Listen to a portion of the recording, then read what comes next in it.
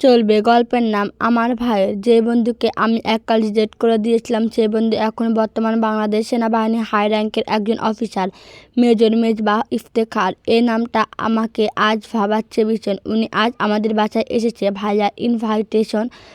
আমি নিজের ঘরে লুকিয়ে আছি কলি। ওনার সামনে যেয়ে দাঁড়াবো কোন মুখে? সেই মুখ তো আমার নেই। 5 বছর আগে ওনাকে আমি অপমান করেছিলাম। শুধু অপমান নয়, প্রচণ্ড রকমের অপমান করেছিলাম। ওনার মতো প্রবল আত্মসম্মানবোধ সম্পন্ন ব্যক্তিত্ববান পুরুষ মানুষের সেদিন মাঝ রাস্তায় আমার সেই বিদঘুটো কর্মকাণ্ডে আর গলা চড়াও করা বন্ধ করতে অনুরোধ করেছিলেন খুব করে। আমাকে বলেছিলেন, প্লিজ আকসা, এটা পাবলিক প্লেস, একটু চুপ হয়ে যাও।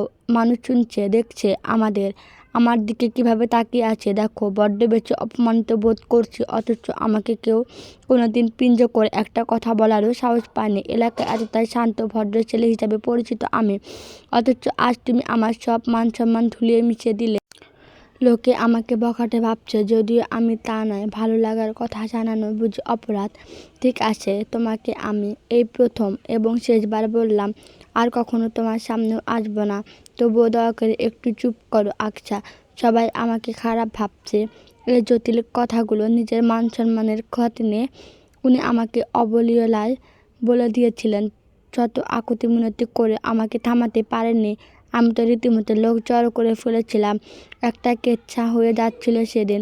সবাই বলাবলি করছিল এই লোকটাকে নাকি ভদ্র ভাবতাম, অথচ এ তো দেখি পথে ঘাটে মেয়েদের ডিস্টার্ব করে বেড়ায়। সেদিন ওনাকে আমার জন্য মিথ্যা অপবাদ পেতে হয়েছিল। তখন আমি খুব ছোট ছিলাম, মাত্র 17 বছর বয়সের বাচ্চা একটা মেয়ে। সব কিছু খেলনা ভেবে নিতাম।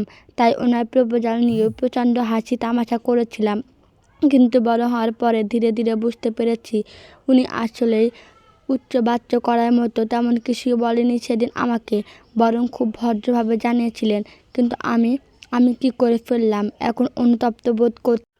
আজ এতগুলো বছর পরে ইনি আমাদের বাড়িতে এসেছেন। এর আগে অবশ্য ভাইয়ের কাছে শুনেছিলাম উনি নাকি রাজশাহী ছেড়েছেন চাকরির জন্য। কি চাকরি তা জানতাম না, আজ স্বচক্ষে দেখে নিলাম। আমি কি করব কলি? বাইরে ডাক পড়ছে আমার, যাওয়া কি উচিত হবে?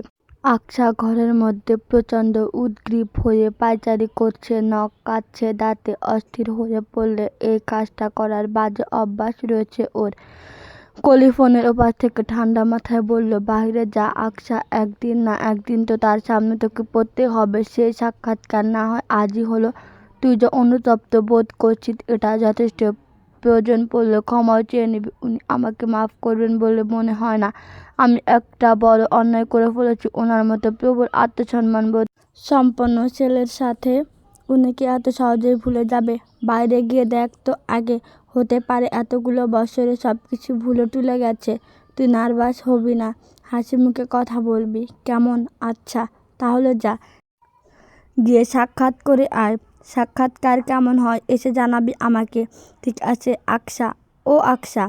আকসা কলির সাথে কথা শেষ করে ফোনটা রিডিং টেবিলের উপরে রেখেছে। তখন ওর বড় ভাইয়ের চতুর্থবারের মতো ডাকটা শোনা গেল। আকসা জর্জেট ওড়নাটা ফেলে একটা সুতি ওড়না গায়ে মাথায় ভালোভাবে জড়িয়ে রুম থেকে বের হলো। আকসার রুমের সোজাসুজি ড্রয়িং রুম, তারপর ডাইনিং। সবাই ডাইনিং এ বসেছিল। মেইন কোর্স খাওয়া শেষে ডেজার্ট আইটেম চলছিল তখন। আকসা আজ দুপুরে খেতেও বের হয়নি, রুমে বসে মাকে বলেছে রুমে খাবার আনিয়ে খেয়েছে।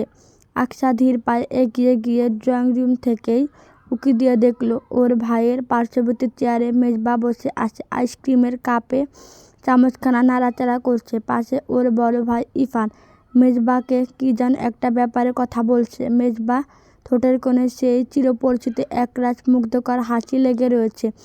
ওই হাসি দেখে আকসা এবার কিছুটা ভরসা পেল। ডাইনিং এ প্রবেশ করলো ইরফান। ওকে খেয়াল করে বলল, কিরে এতক্ষণ ডাকলাম যে তোকে, কোথায় ছিলি? ঘুমাচ্ছিলাম ভাইয়া, আকসা একটু মিথ্যা বলল। মেজবাহ বুঝতে দেওয়া যাবে না। তার আসার হেতু অস্বস্তিতে পড়ে আকসা বাইরে আসেনি। ওর বড় ভাই এবার ওকে উদ্দেশ্য করে বলল, আকসা, এই যে আমাদের মেজবা, চিনতে পেরেছিস ওকে? দেখ ছোকরা কেমন বড় হয়ে গেছে। তিনি আজ আমাদের সেই ক্রিকেট লাভার মেজবা নয়, মেজর মেজবাহ আহমেদ।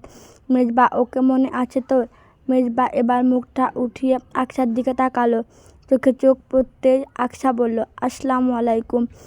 আকসাকে অবাক করে দিয়ে মেজবা মুচকি হেসে জবাব দিল, ওয়ালাইকুম আসসালাম। বাচ্চা মেয়ে তো দেখি বড় হয়ে গেছে, ভালো আছো? আকসার চোখ একটু কাঁপল, অগোচরে ভ্রু কিঞ্চিত কুঁচকালো, সঙ্গে সঙ্গে স্বাভাবিক হয়ে মৃদু হেসে জবাব দিল, জি আলহামদুলিল্লাহ, ভালো আছি। আপনি কেমন আছেন? আলহামদুলিল্লাহ ভালো আছি। আকসার কেমন জানি বোধ হলো, ওই এতটা ভালো আচরণ আশা করেনি। ভেবেছিল মেজবা হয়তো কথাই বলবে না ওর সাথে, আর যদিও বা কথা বলে তবে মুখটা বাংলার প্যাঁচার মতো হয়ে থাকবে। কিন্তু এ তো দেখি ঘটনা উল্টো। আকসার তবু মনে মনে খুশি হলো খুব। যাক বাবা, লোকটা তার মানে পুরনো সব ঘটনা ভুলে গেছে। ইরফানের কথায় আকসা টেবিলে বসলো, তারপর একটা আইসক্রিমের কাপ দিয়ে আইসক্রিম খেতে ব্যস্ত হলো। খাওয়ার ফাঁকে অগোচরে মাঝে মধ্যে মেজবাহ দেখতে লাগলো লোকটা ওর দিকে আর একবারও তাকায়নি, বরং সামনের চেয়ারে যে একজন মানুষ বসে আছে সেই খেয়ালই নেই যেন। দিব্যি গল্প করে চলছে আকসার মা আর ভাইয়ের সাথে। ইরফান মেজবাকে বলল, তোকে কত মিস করি জানিস? তুই সেই যে 5 বছর আগে জবের জন্য চট্টগ্রামে গেলি, এরপর থেকে তোর দেখা সাক্ষাৎই পায় না, খুব কম। রাজশাহীতে আসিস তাও বছরে 2-1 বার, ফোনে কথা হলেও কি মন ভরে? আমি তো লোকজনকে তোর নামে অভিযোগ করি যে আমার বাচ্চাকালের বন্ধু আমাকে ভুলে গেছে। ইরফানের কথায় মেজবা মুচকি হাসলো, তারপর ছোট্ট করে জবাব দিল, জবের জন্য ব্যস্ত ছিলাম। এক্সকিউজলি, আমার জব জানিসই তো কেমন, ছুটি খুবই কম পাওয়া যায়। আর এক্সকিউজ দিস না তো, তোকে এত করে বললাম আমাদের বাসায় আসতে, কতবার ইনভাইট করলাম, আজ আসলি তাও কতদিন পর। 5 বছর কি কম কথা? আগে তো আমাদের বাড়িতে আসতিস অনেক। আগের সময় আর এখনকার সময় অনেক ডিফারেন্স, অনেক। মেজবাহ এই কথাটা আকসার নিকটে গম্ভীরই শোনালো বেশ। এ আবার খাওয়া থামিয়ে মেজবার দিকে তাকাতেই দেখতে পেল মেজবা ওর দিকে কেমন অদ্ভুতভাবে জানি তাকিয়ে আছে। আকসা একটু অপ্রস্তুত হলো, সেজন্য মূলত হাসিও দিল। তৎক্ষণাৎ মেজবা ওর দিক থেকে চোখ সরিয়ে নিয়ে ইরফানের সাথে কথা বলায় ব্যস্ত হলো। আকসার মা আয়েশা পারভিন নওয়াবী সেমাইয়ের ডেজার্ট বলটা মেজবার দিকে এগিয়ে দিয়ে বলে, এটা খাও বাবা, তুমি তো তেমনই কিছুই খেলে না, মিষ্টি একটু কম খায় আন্টি। মেজবা ভদ্রতা সূচক হেসে কথাটা বলতেই পাশ থেকে ইরফান বলে উঠল, হ্যাঁ মা, ও তো মিষ্টি জাতীয় খাবার কম খায়। তোমার মনে নেই আগে যখন ও আমাদের বাসায় আসতো তুমি চা বানানোর চায়ে চিনি দিতে নিষেধ করতো? আর এখন তো ও আরও বেশি ডিসিপ্লিন হয়ে গেছে, মিষ্টি জাতীয় কোনো খাবারই খায় না। দেখো না এক্সারসাইজ করে বডি কেমন বানিয়েছে। ইরফান বেশ চটপটে, কথা বলে বেশি, আর এদিকে মেজবা চুপচাপ, কথা বলে কম। এক কথা বলা চলে ইন্ট্রোভার্ট পারসন। আকসা এবার সরাসরি মেজবার দিকে তাকালো, তার পরনে একটা ডব অ্যালমন্ড অল্ট ম্যানি স্ক্যান কেবল পোলার টি শার্ট আর ব্ল্যাক কালার ফরম্যাল পেন, বাহাতে ওল্ড মানি টাইম পিস ওয়াচটা দেখতে দারুণ লাগছে, পূর্ব সেই ঝাঁকচা চুল, এখন আর্মি কাট, হাতে একটা সিম্পল শিকল তুর্কিশ রূপার আংটিও পরা। লোকটা যেই জিনিসটা সবচেয়ে বেশি তা হলো তার চোখ, চোখের মনে হালকা সবুজ রঙের, যেটাকে হ্যাজেল চোখ বলা হয়, অ্যালমন্ড শেপ। মেজবা সেই চোখ আকসার উপর পড়তে ও তড়িঘড়ি করে চোখ সরিয়ে নিল। মেজবা এবার টেবিলের উপর থেকে ফোনটা তুলে নিয়ে পকেটে রেখে আয়েশা পারভিন উদ্দেশ্য করে বলল, তাহলে আন্টি, যেই কথা বলেছিলাম সেটাই কিন্তু থাকলো। তা আপনারা আগামী শুক্রবার আমাদের বাসায় আসছেন সবাই, ইনভাইটেশন রইল কিন্তু। আয়েশা বেগম হেসে সম্মতি দিল, আচ্ছা বাবা বলে জানালো।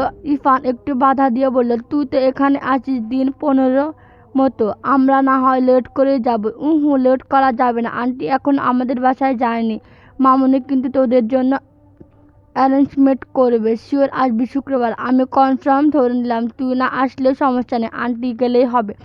ইরফান আলতোভাবে মেজবার পিঠে একটা চাপড় দিয়ে মৃদু হেসে বলল, আচ্ছা যাব, আমরা সবাই যাব, এখন উঠি তাহলে। মেজবা উঠতে ইরফান ওর হাত টেনে ধরে বলল, আর একটু থাক, মাত্রই তো এলি। মেজবা ঘড়িতে সময় দেখে বলল, সরি, সময় নেই হাতে, একবার ছোট মনিদের বাসায় যেতে হবে, না হলে উনি রাগ করবেন। আজ সন্ধ্যায় যাওয়ার কথা ছিল, এখন তো বিকেল হয়ে এসেছে, সেখানে পৌঁছাতে সন্ধ্যা, তুই চল আমার সাথে। মেজবা ইরফানকে টেনে ধরলে। ইরফান আবারও না করলো না। মেজবা ওর সবচেয়ে ভালো বন্ধু, মুখে না বললেও ওরা বেস্ট ফ্রেন্ড ওভার। ওর সঙ্গে সহজে সারে না ইরফান। ছেলেটা ভীষণ ভদ্র এবং মার্জিত। ওর সঙ্গে ইরফানের খুব ভালো লাগে, এজন্যই সুযোগ পেলে ওর সাথে থাকে। এতগুলো বছরে বন্ধুত্বে এটাই ঘটে চলেছে। দূরে থাকলেও বন্ধুত্বে কোনো খামতি নেই। ইরফান বাসায় পরা পরনের টি শার্ট খুলে তৈরি হয়ে আসতে ওর ঘরে গেল। আয়শা পারভিন তখন টেবিল থেকে সব একটু প্লেট আর খাবার সরিয়ে নিয়ে রান্নাঘরে গিয়েছে। আকশা এতক্ষণ চুপচাপ ফোন দেখার ভান করেছিল।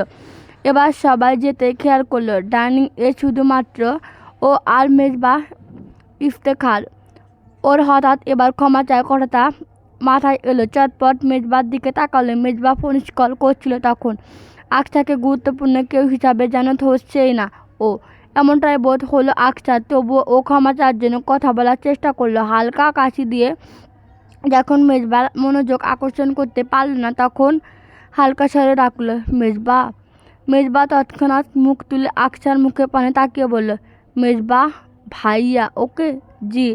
আকশা ঠিক বুঝতে পারল না, তাই প্রশ্নটা করল। মেজবা জবাব দিল, কারেকশন করে দিলাম, বয়সে খুব সম্ভবত বছর 7-এর বড় হই তোমায়। বড়দের কীভাবে সম্মান করতে হয় জানো না? নো প্রবলেম, না জানলে আমি শিখিয়ে দিচ্ছি। এখন থেকে মেজবা ভাইয়া বলে ডাকবে। বলো মেজবা ভাইয়া। আকশা স্তব্ধ বনে গেল। এই লোকটা কিছুক্ষণ আগে হেসে ওর সাথে কথা বলছিল, হঠাৎ কি হলো? আকশা ভেবে পেল না। ওকে চুপ থাকতে দেখে মেজবা একটু ধমকানো ছিল বলল, কি হলো বলো কুইক। আকশা পারলে ওখানে বাচ্চাদের মতো কেঁদে দেয়। এই 22 বছরের জীবদ্দশায় কখনো কেউ ওকে সামান্য ধমক তো দূর, উচ্চ গলায় কথা বলেনি। ছোটবেলা থেকে প্রচুর আহ্লাদ পেয়ে বড় হয়েছে ও। সেই মেয়ে কিনা সেই এক লোক ধমকে কথা বলছে। আকশা কান্নারত স্বরে বলে উঠল, সরি মেজবা, আমাকে ক্ষমা করে দিন। ওর কান্নারত কণ্ঠে শুনে মেজবা গলল না। অদ্ভুত শীতল এবং গম্ভীর স্বরের মিশ্রণে পাল্টা প্রশ্ন করল, why are you saying sorry to me? I don't see any reason I should forget you. What do you mean hook? Aksha থমথম খেলো। ওর চোখ ঠিক করে অশ্রুকণা বাহিরে বেরিয়ে আসার জন্য আন্দোলন শুরু করছে যেন। আকশা কেঁদে দিল বলল। তখন ওর ভাই সেখানে চলে আসলো। আকশা যেন প্রাণ পানি ফিরে পেল। তার কিছুক্ষণ মেজবার সামনে বসে থাকলে ও সত্যি কান্না করে দিত। এত কঠোর আচরণ নেওয়া যায় না, কেউ কখনো করেনি আকশার সাথে। হঠাৎ করে ও মেজবাকে ভয় পেতে শুরু করলো। গল্পের নাম সীমান্ত রেখা, লেখনীতে ঝিলিক মল্লিক।